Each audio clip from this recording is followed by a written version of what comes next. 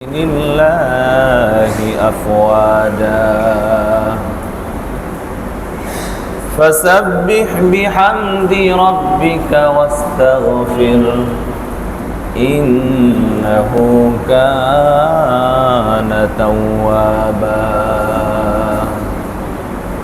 صدق الله المولانا العظيم اللهم صل على محمد وعلى آل محمد كما صليت على إبراهيم وعلى آل إبراهيم إنك حميد مجيد اللهم بارك على محمد وعلى آل محمد كما باركت على إبراهيم وعلى آل إبراهيم إنك حميد مجيد আলহামদুলিল্লাহ রব্বুল আলামিনের দয়া এবং ইহসান আল্লাহ রব্বুল আলামিন ইশার সালাতের মতো গুরুত্বপূর্ণ সালাত জামাতের সাথে আদায়ের পর কিছু সময়ের জন্য কোরআনের মাজলিসে বসার তৌফিক দিয়েছেন। আমরা সকলেই রব্বুল আলামিনের দরবারে শুকরিয়া আদায় করি আলহামদুলিল্লাহ। মুহতারাম হাজিরিন, আমরা গত জুমায় সূরাতুন নাসরের তাফসীর শুরু করেছিলাম। আসলে একটা কথা আপনাদেরকে আগেও বলছি, আবারও আজকে বলি, ছোট ছোট সূরাগুলোর যখন আমি তাফসীর শুরু করি,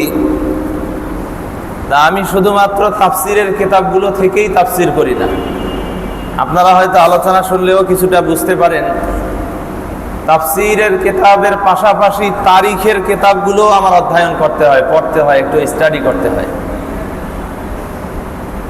কারণ ছোট ছোট সূরাগুলো যেই ঘটনাকে কেন্দ্র করে অবতীর্ণ হয়েছে, এই ঘটনা যদি একটু তাফসিলি, একটু বিস্তারিত জানা না যায়, কেমন যেন অস্পষ্ট থেকে যায়। এই জন্য যে কোনো সূরার তাফসির শুরু করার পূর্বে এই সূরাকে কেন্দ্র করে সিরাতের কিতাবগুলোতে যে আলোচনা রয়েছে, আমি চেষ্টা করি সিরাতের ওই বিষয়গুলো আপনাদের সামনে পেশ করার, যেন তাফসিরের সাথে সাথে তারিখ তথা নবী আলাইহিস সালাতু ওয়াস সালামের জীবনের যে কিছু ইতিহাস রয়েছে, সিরাত রয়েছে, সিরাতগুলো সম্পর্কেও যেন আমাদের সামনে কিছু আলোচনা হয়, কিছু বিষয় স্পষ্ট হয়। তাহলে একসাথে আমরা তাফসীর যেমন জানলাম, সাথে সাথে সিরাত সম্পর্কে, তারিখ সম্পর্কেও কিছু বিষয় আমাদের ধারণা হলো, কিছু বিষয় আমাদের জানা হলো। তো গত জুমায় আমরা সূরাতুন নাসরের তাফসীর শুরু করেছিলাম। গত জুমায় আমি বলেছিলাম এই সূরাটি আল্লাহ রাব্বুল আলামিন গজওয়ায়ে খয়বারের পর, অর্থাৎ খয়বার যুদ্ধের পর আল্লাহ তাআলা অবতীর্ণ করছেন, এবং এই সূরার মাধ্যমে আল্লাহ রাব্বুল আলামিন মক্কা বিজয়ের সুসংবাদ দিয়েছেন মুসলমানদেরকে। সূরাটি অবতীর্ণ হওয়ার পর মুসলমানরা আনন্দিত হয়েছে যে অচিরেই আমাদের জন্য বড় কোনো বিজয় সামনে আসছে। তো মক্কা বিজয়ের প্রেক্ষাপট, মক্কা বিজয়ের পটভূমি কি, এই বিষয়টি নিয়ে আমরা আলোচনা করতে গিয়ে হুদাইবিয়ার সন্ধিতে চলে গিয়েছিলাম। মক্কা বিজয় হয়েছে 8ম হিজরিতে, আমাদের আলোচনা পেছনে ঘুরে চলে গিয়েছিল 6ষ্ঠ হিজরিতে। মুহতারাম হাজিরিন, 8ম হিজরির মক্কা বিজয়ের সাথে 6ষ্ঠ হিজরির হুদাইবিয়ার সন্ধির কিছু সম্পর্ক রয়েছে। এই জন্য আমরা হুদাইবিয়ার সন্ধি থেকে ষষ্ঠ হিজরি থেকে আলোচনাকে টেনে অষ্টম হিজরিতে আনতেছিলাম। আমাদের আলোচনা ছিল নবী আলাইহিস সালাতু ওয়াস সালাম ষষ্ঠ হিজরিতে অর্থাৎ হিজরত করার 6 বছর পর 1400 সাহাবীকে নিয়ে নবীজি বাইতুল্লাহ তাওয়াফের জন্য উমরা আদায়ের জন্য মক্কার দিকে সফর করেছিলেন। মক্কার নিকটেই হুদাইবিয়া নামক স্থানে গিয়ে নবী আলাইহিস সালাতু ওয়াস সালাম তার যাত্রা বিরতি দেন। নবীজির আগমনের সংবাদ শুনে মক্কার মুশরিকরা তারা তো নবী আলাইহিস সালাতু ওয়াস সালামকে নবী হিসাবে মানে না, নবীজির মর্যাদার সম্মান তো তারা জানে না। এই জন্য উরওয়া ইবনে মাসউদকে পাঠিয়েছিল নবীজিকে হুমকি ধমকি দিয়ে যেন তাকে মদিনায় আবার ফিরিয়ে পাঠানো হয়। নবী আলাইহিস সালাতু ওয়াস সালাম কোনোভাবেই যখন তাদের কথা মানছিলেন না, নিজের সিদ্ধান্তের উপর অটল ছিলেন, অনড় ছিলেন, এবং নবীজিও তাদেরকে বারবার বোঝাবার চেষ্টা করছিল যে আমরা মক্কা বিজয় করার জন্য আসি নাই, আমরা কোনো লড়াই করার জন্য আপনাদের কাছে আসিনি, আমরা শুধু এসেছি উমরা করব, মদিনায় আবার ফিরে চলে যাব। কোনোভাবেই তারা বুঝতে রাজি না। নবীজি সাহাবা ইকরামের সঙ্গে পরামর্শ করে চিন্তা করলেন তাদের 1-2 জন আমাদের কাছে প্রতিনিধি আসছে, তাদেরকে আমরা বুঝাইতে পারছি না, বরং আমাদের একজন প্রতিনিধিকে আমরা মক্কায় পাঠিয়ে দিই না কেন, যেই প্রতিনিধি গিয়ে মক্কার মুশরিকদেরকে একটু বুঝাবে আমরা যুদ্ধ করার জন্য আসিনি, আমরা উমরা করার জন্য আসছি। সিদ্ধান্তক্রমে পরামর্শক্রমে আল্লাহর রাসূল সিদ্ধান্ত নিলেন হযরত উসমান ইবনে আফফান রাদিয়াল্লাহু তাআলা আনহু, তিনি এমন একজন ব্যক্তি ছিলেন যাকে মুসলমানরা তো অবশ্যই সম্মান করত, শ্রদ্ধা করত, মুশরিকরা পর্যন্ত যাকে সম্মানের চোখে দেখত। মক্কার মুশরিকরা হযরত উসমান রাদিয়াল্লাহু তাআলা আনহুকে শ্রদ্ধা করত, সম্মান করত। কারণ উসমান রাদিয়াল্লাহু তাআলা আনহু একদিকে যেমন অভিজাত শ্রেণীর মানুষ ছিলেন, সম্পদশালী মানুষ ছিলেন, দাতা মানুষ ছিলেন, তার সম্পদ দ্বারা উপকৃত হয় নাই এমন মানুষ খুব কম আছে মক্কায়। এই জন্য উসমানকে সবাই সম্মান দিতেন।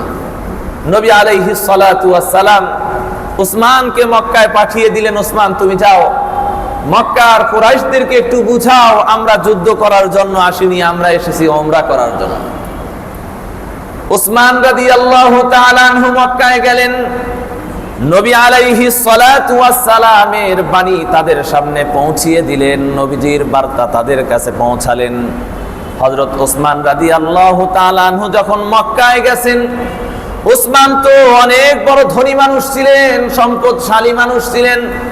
ভাইরা আমার, উসমান মক্কায় যাওয়ার পর তারিখের কিতাবের মধ্যে পাওয়া যায় উসমানকে দেখে মক্কার লিডাররা উসমানকে বলে, উসমান তুমি মুহাম্মাদের আদর্শ গ্রহণ করার পর তোমার আভিজাত্য শেষ হয়েছে, নাউজুবিল্লাহ। তোমার মধ্যে তো আভিজাত্য ছিল, তোমার মধ্যে তো ধনাঢ্য শ্রেণীর কিছু চিহ্ন ছিল, এই আলামতগুলো চিহ্নগুলো দেখা যাচ্ছে না। উসমান তোমার কাপড় তো টাকনুর নিচে থাকার কথা। মক্কার মানুষরা মনে করত যেই মানুষটা অভিজাত হবে, সম্ভ্রান্ত হবে, ধনী হবে, তার কাপড় মাটির সাথে ছেঁচড়িয়ে যাবে।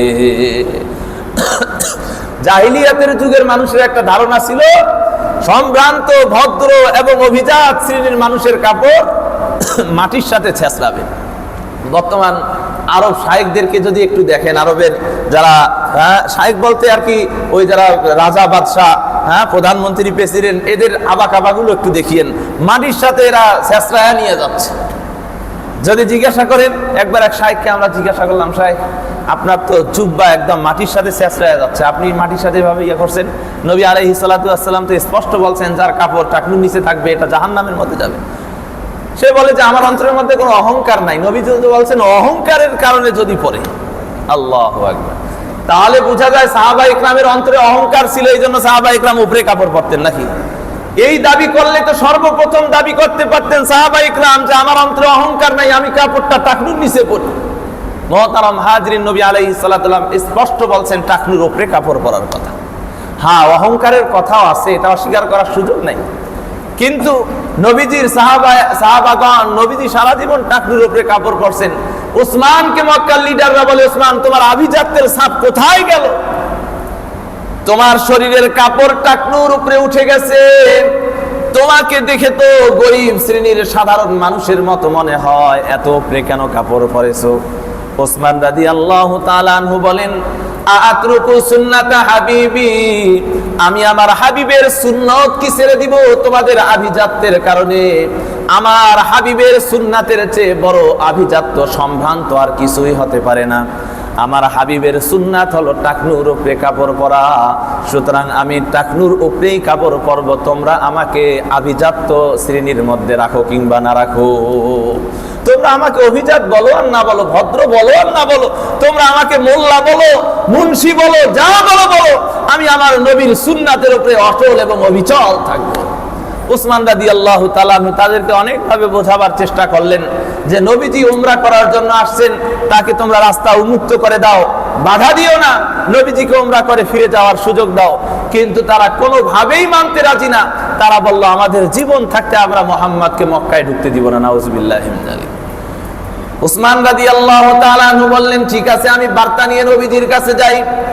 এবার মক্কার মানুষগুলো হযরত ওসমানকে বললেন, ওসমান, তুমি তো আমাদের সমাজের মধ্যে সম্মানিত মানুষ, সম্ভ্রান্ত মানুষ, কমপক্ষে তুমি তোমার উমরাটা করে যাও, তুমি উমরা করে তুমি মুহাম্মাদের কাছে ফিরে যাও। ওসমান রাদিয়াল্লাহু তাআলা আনহু বলেন, যতক্ষণ পর্যন্ত আমার নবী উমরা করার সুযোগ পাবে না, ততক্ষণ পর্যন্ত আমি ওসমান উমরা করতে পারি না। এবার ওসমান রাদিয়াল্লাহু তাআলা আনহুকে তারা আটকে দিল, নজরবন্দি করলো। ওসমানকে কিছু সময়ের জন্য যখন বন্দী করে রেখেছে, মক্কা থেকে বের হতে দিচ্ছিল না, ওসমান কোথায় যায় তারা নজরে নজরে রাখে, নজরবন্দি করে ফেলেছে। এদিকে নবী আলাইহিস সালাতু ওয়াস সালাম চিন্তিত, ওসমান কেন আসে না। এর মধ্যে একটা গুজব ছড়িয়ে পড়লো সব দিকে, এমনকি নবীজির কানে পর্যন্ত চলে আসলো। নবী আলাইহিস সালাতু ওয়াস সালামকে জানানো হলো, ওসমানকে মক্কার কুরাইশরা কতল করে দিয়েছে, হত্যা করে দিয়েছে। নবী আলাইহিস সালাতু ওয়াস সালাম খুব রাগান্বিত হলেন। নবী আলাইহিস সালাতু ওয়াস সালাম সমস্ত সাহাবাকে ডাক দিলেন। ডাক দেওয়ার পর বললেন, আমার কাছে সংবাদ এসেছে, ওসমানকে নাকি মক্কার মুশরিকরা কতল করে ফেলেছে, হত্যা করে ফেলেছে। সুতরাং আমার হাতের ওপর হাত রেখে তোমরা বায়াত গ্রহণ করো। ওসমানের হত্যার প্রতিশোধ না নেওয়া পর্যন্ত আমরা মদিনায় ফিরে যাব না। আল্লাহ রাব্বুল আলামিন আয়াত নাযিল করে দিলেন, সাহাবায়ে ইকরাম নবীর হাতের উপর হাত রেখে বায়াত করলেন, ওসমানের রক্তের প্রতিশোধ না নিয়ে মদিনায় ফিরে যাব না। আল্লাহ রাব্বুল আলামিন এই বায়াতটা এতটাই পছন্দ করলেন, রব্বুল আলামিন আয়াত নাযিল করে দিলেন, লাকাদ রাদিয়াল্লাহু আনিল মুমিনিনা ইয ইউবাইউনাকা তাহতাশ শাজারাতি ফাআলিমা মা ফি কুলুবিহিম وأنزل السكينة عليهم وأثابهم فتحا قريبا। নবী আলাইহিস সালাতু ওয়াস সালামের হাতের উপর হাত রেখে সাহাবায়ে ইকরাম বায়াত গ্রহণ করেছেন, ওসমানের প্রতিশোধ না নিয়ে আমরা ফিরে যাব না। আল্লাহ রাব্বুল আলামিন বলেন, আল্লাহ সন্তুষ্ট হয়েছে যখন তারা গাছের নিচে নবীর কাছে বায়াত গ্রহণ করেছে, আল্লাহ সন্তুষ্ট হয়েছে, আল্লাহ তাদের অন্তরের খবর জানেন। মুহতারাম হাজিরিন, অন্য আয়াতের মধ্যে আল্লাহ তাআলা বলেন, তারা যখন নবীর উপর হাত রেখে বায়াত করেছে, তারা যেন নবীর উপরে হাত রেখে বায়াত করে নাই, বরং স্বয়ং আল্লাহর হাতের সাথে হাত রেখে বায়াত করেছে। আল্লাহ রাব্বুল আলামিন কোরআনের মধ্যে বলেছেন, ইয়াদুল্লাহ, যেন আল্লাহ হাতের উপর, ফাওকা আইদিহিম, তাদের হাতের উপর আল্লাহর হাত ছিল, তারা আল্লাহর হাতের উপরে কি করেছে, বায়াত গ্রহণ করেছে। মুহতারাম হাজিরিন, এখানে একটা বিষয় বলি, একটা বিতর্কিত বিষয় বলি, কেউ রাগান্বিত হয়েন না। কতগুলো বিষয় আমাদের সমাজের মধ্যে বিতর্ক হয় উত্তেজনার কারণে। চিন্তাশীল মানুষ একটু চিন্তা করলে দেখে কোনো বিতর্ক নাই, আসলেই কোনো বিতর্ক নাই। আপনারা সবাই বুঝবেন, কেউ রাগ হবেন। আমরা আমাদের সমাজের কিছু ভাই বলে নবীজি আলিমুল গায়েব, নবীজি কি গায়েবের সংবাদ জানেন। আগে কেউ না বা হ্যাঁ বলবেন না, কথা আগে আমার বুঝেন। আবার আমাদের কেউ কেউ বলেন না, নবীজি আলিমুল গায়েব না। আসলেই কি এখানে ইখতিলাফ বা দ্বিমত আছে নাকি, বা দুইটাই কি কোনো তাকবিক দেওয়া, সমন্বয় সাধন করা সম্ভব কিনা? আমরা যদি বিষয়টা নিয়ে একটু আলোচনা করি, আমার মনে হয় কোনো দ্বিমত নাই, কারোর সাথে কোনো ইখতিলাফ নেই। কেমনে আমি আপনাদেরকে বলবো। এই আয়াত থেকে বোঝা যায় নবী আলাইহিস সালাতু ওয়াস সালাম সাহাবা ইকরামের হাতে হাত রেখে বায়াত নিলেন, ওসমানকে হত্যার প্রতিশোধ নেওয়া হবে। আসলে কি ওসমানকে হত্যা করা হয়েছিল? তো নবীজি যদি গায়েবের সংবাদ জানতেন তাহলে নবীজি কেন বায়াত নিলেন? এই আয়াত সহ অনেক আয়াত দ্বারা বোঝা যায়। সূরাতুন নামলের মধ্যে আল্লাহ রাব্বুল আলামিন 20 নম্বর পারার একদম প্রথম পৃষ্ঠার শেষ আয়াতের আগের আয়াতের মধ্যে আল্লাহ তাআলা বলেছেন, ইন্নাল্লাহা লা ইয়ালামু গায়বাস সামাওয়াতি ওয়াল আরদ, অর্থাৎ আল্লাহ ছাড়া গায়েবের ইলম কেউ জানে না। ইন্নাল্লাহা ইনদাহু মাফাতিহুল গায়ব, গায়েবের ইলম একমাত্র আল্লাহ জানেন। এই নানান আয়াত এবং ঘটনা এবং হাদিস থেকে বোঝা যায় গায়েবের ইলম একমাত্র কে জানেন? আল্লাহ।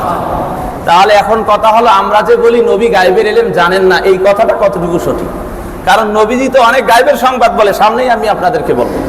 হাতিব ইবনে আবি বালতার ঘটনায় নবী আলাইহিস সালাতু ওয়াস সালাম গায়েবের ব্যাপারে বলছেন, যাও অমুকে চিঠি নিয়ে গেছে, আমাদের গোপন সংবাদ নিয়ে মক্কায় চলে যাচ্ছে, তাকে ধরে নিয়ে আসো। এখান থেকে তো বোঝা যায় নবীজি গায়েবের বিষয়েও কিছু জানেন। মুহতারাম হাজরিন ভাইয়েরা, আমার বিষয়টা একটু চিন্তা করলে আমার কাছে মনে হয় এই বিষয়ে কোনো ইখতিলাফ নেই। আমরা যারা বলি গায়েবের ইলম নবীজির নাই, এর অর্থ হলো সত্তাগতভাবে গায়েবের বিষয়, অর্থাৎ আখের আউয়াল তা আখের, অর্থাৎ পৃথিবীর সূচনার আগে থেকে নিয়ে একদম আল্লাহ রাব্বুল আলামিন যে সত্তাগতভাবে গায়েবের ইলমটা জানেন, এই ইলম আল্লাহ রাব্বুল আলামিন যাকে দেন, যতটুকু দেন সে ততটুকুই জানে। যাকে যতটুকু দেন সে ততটুকুই জানে। তাহলে সত্তাগতভাবে গায়েবের ইলম একমাত্র জানেন কে? আল্লাহ। আর এই গায়েবের ইলম আল্লাহ রাব্বুল আলামিন কখনো কখনো নবী আলাইহিস সালাতু ওয়াস সালামকে জানিয়ে দেন।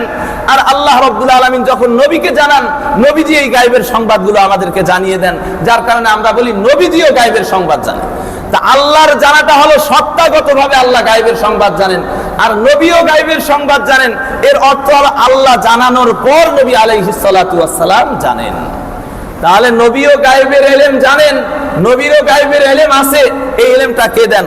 আল্লাহ দেন। আর আল্লাহ তাআলার কাছে যে গায়েবের ইলম আছে, এটা হলো সত্তাগতভাবেই আল্লাহ তাআলার কাছে গায়েবের ইলম আছে। যাই হোক, আমি এই বিষয় নিয়ে আলোচনায় যেতে চাচ্ছি না।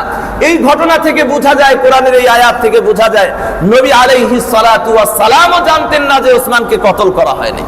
যার কারণে নবী আলাইহিস সালাতু ওয়াস সালাম সাহাবা ইকরামকে বললেন, আমার হাতে হাত রেখে তোমরা বায়াত হয়ে যাও, যতক্ষণ পর্যন্ত ওসমানের হত্যাকারীদের বিচার করব না, প্রতিশোধ নিতে পারবো না, আমরা মদিনায় ফিরে যাব না। মুহতারাম হাজরিন, এরপর নবী আলাইহিস সালাতু ওয়াস সালামকে আল্লাহ রাব্বুল আলামিন পুরো ডিটেইলস জানিয়ে দেন। আসলে ওসমান রাদিয়াল্লাহু তাআলা আনহুকে হত্যা করেন নাই, মক্কার কাফিররা হযরত ওসমানকে হত্যা করে নাই। মক্কার কাফিররা যখন বুঝতে পারে ওসমানকে আটকিয়ে আমরা ভুল করছি, আমাদের উপর বড় ভয়ঙ্কর আক্রমণ আসতে পারে, তারা হযরত ওসমান রাদিয়াল্লাহু তাআলা আনহুকে ছেড়ে দেয় এবং ওসমান রাদিয়াল্লাহু তাআলা আনহু নবীজির কাছে ফিরে আসেন। মুহতারাম হাজরিন, এই আয়াতের মধ্যে আল্লাহ তাআলা বলেন, লাকাদ রাদিয়াল্লাহু আনিল মুমিনিন ইয ইউবাইউনাকা তাহতা শাজারাহ, যখন তারা গাছের নিচে বায়াত হয়েছিল নবী আলাইহিস সালাতু ওয়াস সালামের কাছে, আল্লাহ রাব্বুল আলামিন তাদের ব্যাপারে বড় সন্তুষ্ট হয়েছিলেন। ফালিমা মা ফি কুলুবিহিম, তাদের অন্তরে কি আছে এটা আল্লাহ রাব্বুল আলামিন জানেন। ওয়া আনসালাস সাকিনাতা আলাইহিম, আল্লাহ রাব্বুল আলামিন তাদের অন্তরের মধ্যে সুকুন নাজিল করে দিয়েছেন, প্রশান্তি নাজিল করে দিয়েছেন ওসমান জীবিত থাকার সুসংবাদ দেওয়ার মাধ্যমে। ওয়া আসাবাহুম ফাতহান করিবা, এবং আল্লাহ রাব্বুল আলামিন তাদেরকে নিকটতম আসন্ন বিজয় দান করেছেন। মুহতারাম হাজিরিন, গত জুমায় আমি বলেছিলাম আসন্ন বিজয় বলতে কোন বিজয়, ফাতহে করিব বলতে কোন করিব বিজয়। আল্লাহ তাআলা বলছেন, আল্লাহ তাআলা তাদেরকে একটা নিকটতম আসন্ন বিজয় দান করলেন। সব মুফাসসিরিন ইকরাম এই ব্যাপারে একমত। কোরআনের মধ্যে যে ফাতহান করিবা বলা হয়েছে, এর দ্বারা উদ্দেশ্য হলো খয়বারের যুদ্ধে আল্লাহ তাআলা মুসলমানদেরকে বিজয় দান করেছিলেন। অর্থাৎ হুদাইবিয়ার সন্ধির পর কথা আসলো, প্রসঙ্গক্রমে একটু বলে আসি সিরাতের বিষয়। হুদাইবিয়ার সন্ধি শেষ হওয়ার পর নবী আলাইহিস সালাতু ওয়াস সালাম যখন মদিনায় ফিরে গেলেন, কিছুদিন পর আল্লাহ রাব্বুল আলামিন নির্দেশ দিলেন, খয়বারের মধ্যে যাও, মদিনার ইহুদিদের সাথে মুসলমানদের যে চুক্তিগুলো ছিল, বারবার তারা এই চুক্তি ভঙ্গ করেছে। শুধু চুক্তি ভঙ্গ করছে এমন না, বরং একাধিকবার নবী আলাইহিস সালাতু ওয়াস সালামকে তারা হত্যা করার জন্য চেষ্টাও করেছিল। এই হলো সেই খয়বার, যেখানে ইহুদিদের বিভিন্ন গোত্র বসবাস করত। নবী আলাইহিস সালাতু ওয়াস সালাম খয়বারকে অবরুদ্ধ করলেন। খয়বার অবরুদ্ধ করার পর প্রথম দিন যায় মুসলমানদের বিজয় আসে না, দ্বিতীয় দিন যায়, তৃতীয় দিন নবী আলাইহিস সালাতু ওয়াস সালাম ঘোষণা করেন, আগামীকাল এমন একজনকে আমি দায়িত্ব দেব, জিম্মাদারি দিব, এমন একজনের হাতে আমি এই পতাকা উঠিয়ে দিব, যেই মানুষটা আল্লাহ এবং তার রাসূলকে ভালোবাসে, আল্লাহ এবং তার রাসূলও তাকে ভালোবাসে, এবং আল্লাহ তাআলা তার মাধ্যমেই মুসলমানদেরকে বিজয় দিবেন। নবী আলাইহিস সালাতু ওয়াস সালাম পরের দিন যখন সাহাবায়ে কিরামের মাঝে এসেছে, সাহাবায়ে কিরাম সকলেই